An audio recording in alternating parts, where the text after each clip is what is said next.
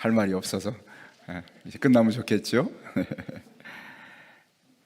사실 오늘 15장 1절부터 12절까지 보아야 하지만 한 절만 읽었습니다. 예수님은 자신을 참 포도나무라 그렇게 말씀하고 아버지 하나님을 농부라고 소개하고 있습니다. 농부가 나무를 심는 목적은 열매를 거두기 위함이시잖아요. 그렇죠? 열매를 우리가 맺게 되면 열매를 맺게 하신 하나님께 영광이 되고 우리는 제자의 삶을 살게 된다. 그런데 제자의 삶을 사는 우리가 우리 힘으로는 아무것도 할 수 없다고 4절에 보니까 포도나무에 붙어 있지 않으면 스스로 열매를 맺을 수 없다. 사실 우리가 신앙생활을 잘해보려 하고 또 말씀대로 살아서 뭔가를 이뤄보려 하는데 안 될 때가 참 많습니다. 못할 때가 참 많아요. 우리가 아무리 오랜 신앙생활을 하더라도 늘 마음속에 부족함과 아쉬움을 가지고 살아가게 됩니다. 그 이유는 무엇일까 하면은 그 이유를 예수님께서 오늘 우리에게 열매를 맺지 못하는 이유를 분명하게 말씀합니다. 너희가 스스로 열매를 맺을 수 없다. 신앙생활은 내 힘으로 하는 것이 아니에요.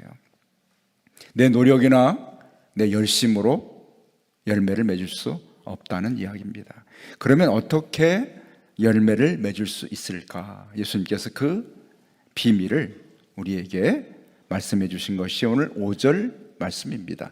여러분 5절 다시 한번 우리가 읽어보면 먼저 앞부분만 읽습니다. 나는 포도나무요 너희는 가지라. 여기까지만 봅니다. 예수님께서 한 비유를 말씀하십니다. 우리가 잘 못 알아들을까 봐 사실은 예수님이 포도나무는 아니고 우리는 가지는 아니지만 포도나무와 가지의 관계를 통해서 어떻게 열매를 맺는 삶을 살 수 있는가를 가르쳐 주시기 위해서 이 비유를 사용하신 것이죠. 이 비유는 무슨 의미가 있는가 하면 이어서 5절 뒷부분에 보면 그 말씀이 나오죠. 같이 읽습니다. 그가 내 안에 내가 그 안에 거하면 사람이 열매를 많이 맺나니 나를 떠나서는 너희가 아무것도 할 수 없음이라. 아멘. 예수님을 떠나면 아무것도 할 수 없다. 반대로 떠나지 않는 것은 내가 예수님 안에 예수님이 내 안에 계시는 그런 삶을 말합니다. 이 말씀을 다른 표현으로 오늘 성경은 포도나무에 붙어있는 가지라고 말합니다. 가지. 저 여러분은 가지이고요, 예수님은 포도나무라. 중요한 것은 예수님과 우리 사이에 붙어있는 것입니다. 더하여 있는 것처럼 더하기 표시처럼 붙어있는 삶을 사는 것이 열매를 맺는 가장 중요한 비결이라고 말씀합니다. 여기 붙어있다는 말씀은 과연 무슨 뜻일까? 주님께서 내가 주님 안에 주님이 내 안에 거한다 이렇게 말씀했는데 같이 거하는 친밀함을 말합니다. 친밀함. 전도사님이 말할 때 말씀도 읽고 기도하고 그렇죠, 사랑하고 이렇게 하는 것 말씀했잖아요.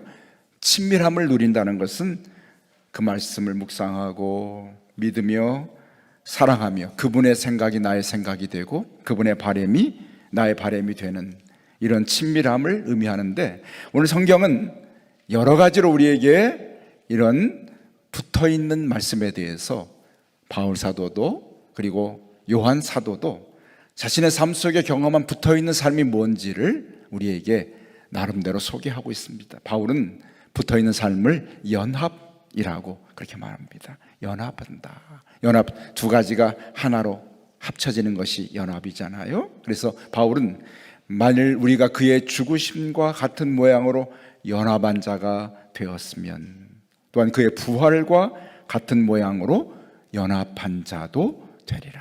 예수님과 우리가 같이 십자가에서 연합한 자, 부활과도 연합한 자가 된 줄로 믿습니다. 아멘. 내 그리스도와 함께 십자가에 못 박혔나니, 예수님만 십자가에 못 박히신 것이 나도 함께 못 박힌 것이 연합한 것이라고 말합니다. 요한 사도는요, 사귐이 있다고 그렇게 말합니다.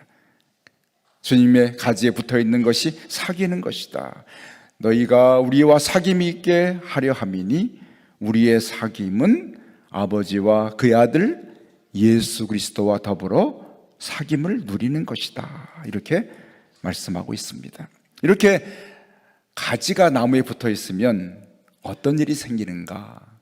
여러분, 나무가 자라게 되면 하늘에서 햇볕이 비춰지고 비가 내리면 땅으로 흡수돼서 뿌리가 그 양분을 흡수하여서 나무에 공급해 줍니다. 우리가 스스로 열매 맺지 못하지만 예수님의 나무에 붙어 있으면 어떤 일이 생기는가 하면 뿌리에서부터 물과 우리에게 필요한 여러 가지 영양분이 공급이 됩니다. 여러분, 우리가 예수님께 붙어 있으면 때로 죄인이고 부족하지만 예수 그리스도의 영양분이 우리 삶 가운데 공급될 줄로 믿습니다. 공급은 거룩한 영양분, 진리와 생명의 영양분, 승리하시고 우리를 이끌어주시는 예수 그리스도의 은혜와 진리의 영양분이 우리 삶 속에 공급되는 것이에요. 그래서 우리가 열매를 맺는 것입니다. 내 힘으로는 열매 맺을 수 없지만 예수님이 공급해 주시는 그 영양분을 받아서 살아갈 때 우리가 열매 맺는 그리스도인의 삶을 살 수 있을 줄로 믿습니다. 이 일을 누가 하시는가? 성경에 보니까 성령님께서, 아버지 하나님, 성부 하나님은 농부이시고 성자 예수님은 포도나무시고 성령 하나님께서 나무에 열매를 맺게 하는 역할을 하고 계신다. 요한일서 4장 13절에 그래서 이렇게 말씀, 그의 성령으로 우리에게 주심으로 우리가 그 안에 거하고 그가 우리 안에 거하시는 줄을 아느니라. 아멘. 여러분, 성령님이 여러분 안에 거하신 줄 믿으십니까? 성령이 우리 안에 일하고 계신 줄 믿으십니까? 그렇습니다. 성령님께서 저를 통해 말씀하고 계시고 성령님이 여러분의 귀와 마음을 통해서 지금도 일하고 계신 줄로 믿습니다. 이렇게 일하심을 통해 우리가 열매를 맺는 것이에요.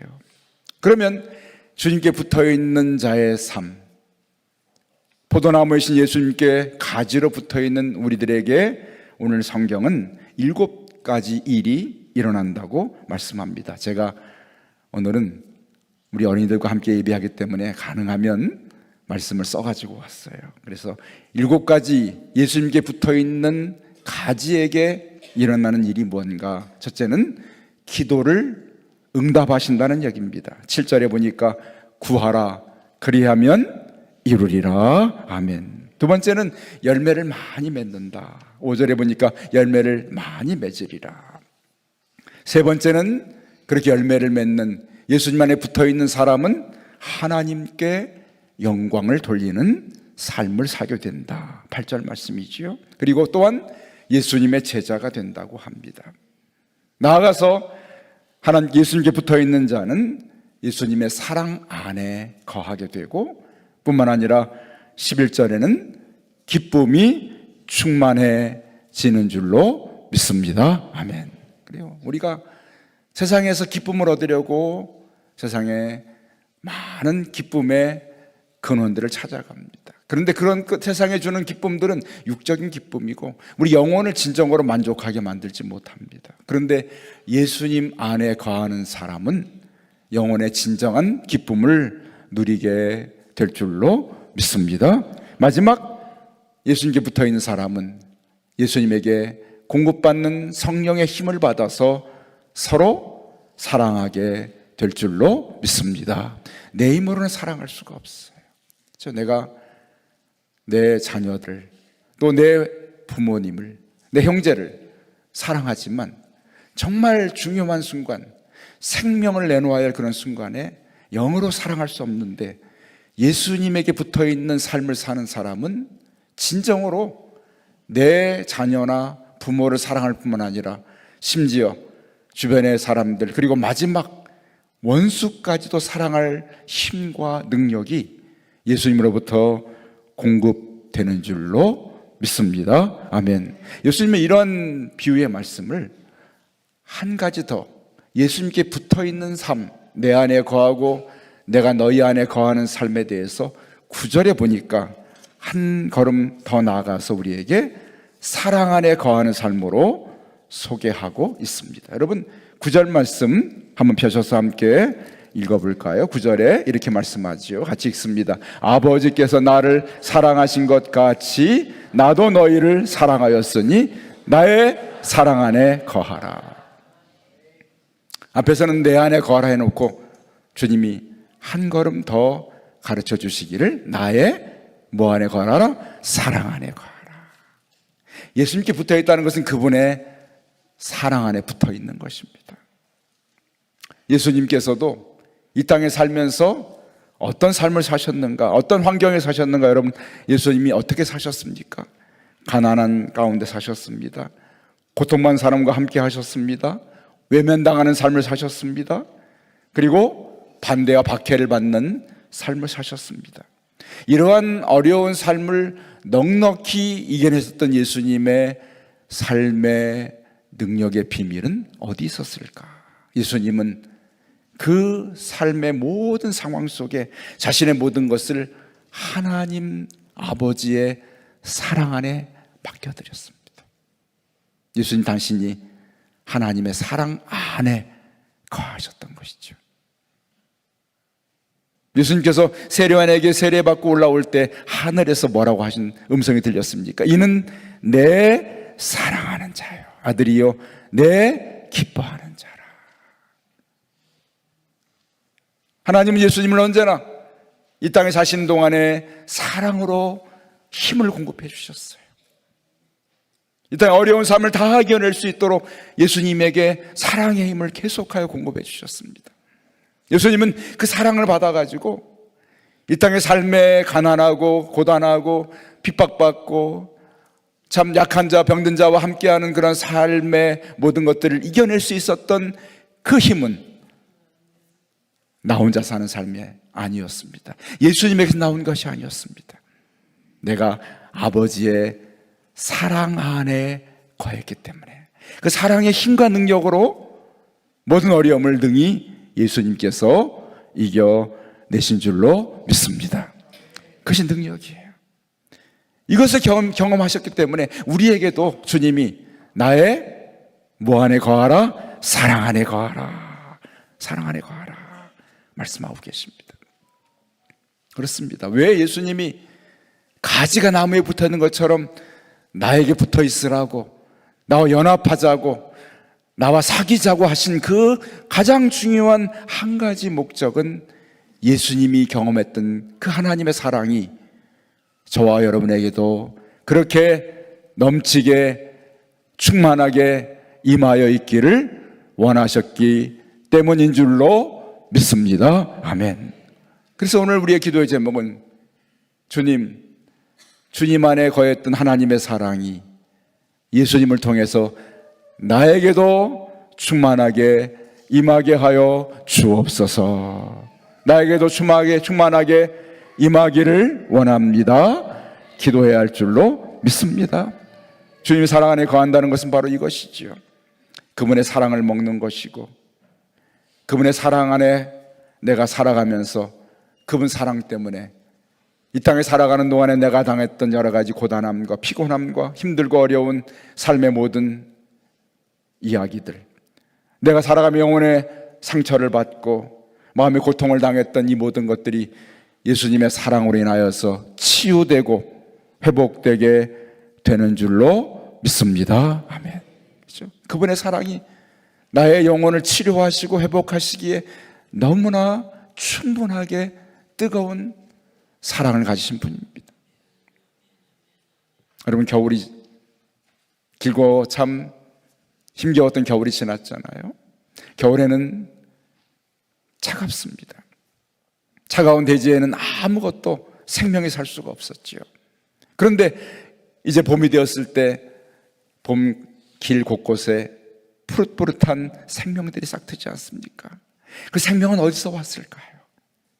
그 생명은 바로 대지 속에 있는 따뜻함에서 시작됩니다. 따뜻함에서 생명이 싹트고 생명이 자라게 됩니다. 우리 안에 어떻게 생명이 싹트고 우리 안에 어떻게 열매가 맺힐 수 있을까요? 예수님의 따뜻한 사랑이 내 마음에 자리할 때 그 예수님의 따뜻한, 뜨겁고 따뜻한 그 사랑이 내 안에 생명을 갖게 하고 내 안에 열매를 맺게 만들어 줄 줄로 믿습니다. 그래서 주님께서는 이 뜨거운 사랑을 우리에게 전해주고 싶으셨고, 주님 안에 있는 사랑이 내 안에 흘러 나를 통해서 열매가 되기를 원하셨습니다. 이것이 복음입니다. 우리가 전해야 할 복음이 바로 여기입니다. 세상에 전해질 복음이 바로 이것입니다. 우리 안에 예수님의 뜨거운 사랑이 우리 안에 전해지고, 우리를 통해서 이 사랑이 가정으로 또는 일터로 다른 사람에게로 전해지기를 원하셔서 주님은 포도나무와 가지의 비유를 통해 나와 붙어 있지 않으면 너희가 아무것도 할 수가 없다. 내가 가진 차가운 마음 가지고는, 내가 가진 차가운 나의 삶의 모습 가지고는 아무것도 살릴 수가 없고 아무것도 이룰 수가 없기 때문에 내 안에 있는 뜨거운 사랑을 내 안에 붙어서 나와 하나가 된 나의 사귐을 통하여서 너에게 전해주길 원한다. 이것이 오늘 주께서 이 비유의 말씀을 주신 가장 중요한 주님의 마음이 비유 가운데 담겨 있는 줄로 믿습니다. 이 사랑이 내 안에 열매로 주님을 통해서 찾아와서 이 열매를 세상 사람들이 먹고 그들 마음에도 주님의 사랑이 전해질 때에 그들 속에 주님의 뜨거운 사랑을 통해서 생명이 싹트고 그 영혼이 성장하고 성숙하는 놀라운 사랑의 열매들이 가득하게 맺혀지게 될 줄로 믿습니다. 아멘.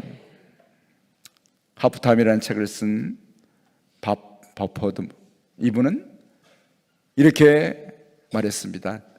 저의 묘비에 곱하기 100이라고 쓰였으면 좋겠습니다. 무슨 말씀입니까? 예수님의 사랑이 내 안에 충만해서 내 삶에 예수님의 사랑으로 100배의 사랑의 열매가 결실하는 삶을 사는 사람이라고, 그렇게 내가 남겨졌으면 좋겠습니다. 내 한평생이 예수님의 사랑으로 뜨거워져서 곱하기 100배의 열매를 맺는 그러한 예수님의 사랑으로 충만한 그러한 그리스도인의 삶이 되기를 소원합니다. 이것이 그가 원했던 이 땅에서의 그리스도인의 사랑의 열매를 맺는 모습으로 살기를 원했던 소망이었습니다. 한 자매가 우리처럼 이게 주일 예배 후에 목사님에게 찾아와서 이렇게 고백합니다. 목사님, 전 그리스도인이 된 지 참 오랜 시간이 지났지만 아직도 한 명의 영혼도 주께로 인도하는 열매를 맺지 못했습니다. 그렇게 예수님 자신의 그 아픔을, 자신의 부족함을 고백했대. 예수님, 이 목사님이 얘기합니다. 그 당신이 그리스도인의 열매가 없는 이유는 하나입니다. 당신의 영혼의 두 눈이 말랐기 때문입니다. 무슨 말씀이지요? 당신이 지식이 부족해서도 아니고 헌신과 수고가 부족해서도 아니라 당신 속에 사랑이 부족해서 실패한 것입니다. 당신 정말로 누군가를 그리스도의 사랑으로 사랑한다면 그 사랑을 통해 당신은 반드시 열매가 있을 것입니다. 이렇게 말씀하면서 말씀 한 절을 줬습니다. 시편 126편 6절, 우리가 아는 말씀입니다. 울면서 씨를 가지고 나가 뿌리는 자는 단을 가지고 기쁨으로 돌아오리로다. 아멘. 당신의 눈물로 사랑의 씨앗을 뿌렸지 않았기 때문에 기쁨의 단을 거두지 못했습니다. 그녀는 그날 밤에 돌아가서 그 말씀을 펴놓고 이 말씀 한 절을 붙들고, 하나님, 이 말씀이 내 심령을 변화시키는 말씀이 되게 해달라고 눈물로 기도합니다. 그 밤에 성령님이 그녀의 마음을 감동하셔서 그녀의 눈에 울며 씨를 뿌려나가는 자의 그 뜨거운 사랑의 마음을 가지고 씨를 뿌리는 그 마음을 품게 되었고, 그리고 자신의 주변에 가장 가까이 있는 사랑하는 자매, 여동생을 바라봤습니다. 내가 저 영혼을 정말 주님의 뜨거운 사랑으로 사랑하지 못했구나 깨닫고 동생의 손을 붙들고 동생을 끌어안으며 말했습니다. 일생에서 가장 사랑하는 내 동생아, 나의 소망은 네가 진정한 그리스도인이 되는 것이라고, 그렇게 사랑의 고백을 하게 됩니다. 그리고 주일이 됐을 때 함께 손을 잡고 나아가서 예배할 동안 목사님의 사랑의 구원의 초청을 받고 앞으로 나갈 때 자매가 함께 손을 잡고 나가서 함께 예수 그리스도를 마음의 구주로 영접하는 구원의 놀라운 열매가 맺혀지게 되었다는 고백을 읽어보게 됩니다. 여러분, 우리의 삶에 왜 열매가 없는지, 내 삶에 왜 그리스도인의 변화된 열매가 없고, 내 삶에 영혼을 구원하는 열매가 없고, 내 삶에 열매 맺지 못하는 가장 중요한 이유 하나, 내 안에 거하라, 내 사랑 안에 거하라. 주님께서 오늘도 우리를 주의 사랑으로 초대하고 여러분을 초청하고 계신 줄로 믿습니다. 이 아침에 나에게 붙어 있으라, 내 사랑에 붙어 있으라. 너는 할 수 없지만, 너의 힘으로 너의 가진 것은 할 수 없지만 나에게 붙어 있다면 내 사랑을 너에게 공급해 줄 쓰니, 나의 사랑을 가지고 네가 나아가면 그 사랑의 열매를 맺게 될 것이라고 말씀하시는데, 오늘 이 주님 안에 거하는, 주님 사랑 안에 거하는 복된 주일 아침이 되시기를 주의 이름으로 축원합니다. 하나님, 내 힘으로 할 수 없지만 주의 사랑으로 할 수 있습니다. 날마다 주님 사랑 안에 거하여 주님의 사랑의 공급을 받아서 열매 맺는 나의 삶이 되게 하여 주옵소서. 기도하는, 주의 사랑 안에 거하는 복된 주일 되시기를 주의 이름으로 간절히 축원합니다. 아멘. 기도하십시다.